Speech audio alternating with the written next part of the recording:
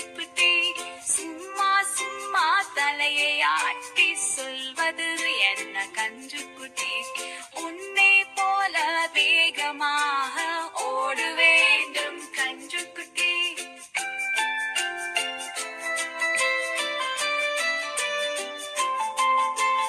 என்னை துரத்தி பிடிக்க வருவா எங்கே பிடி பார்ப்போம் கன்றுக்குட்டி புல்மேடையில் ஓடும் போது மென்மையாக நீயோடி வருவா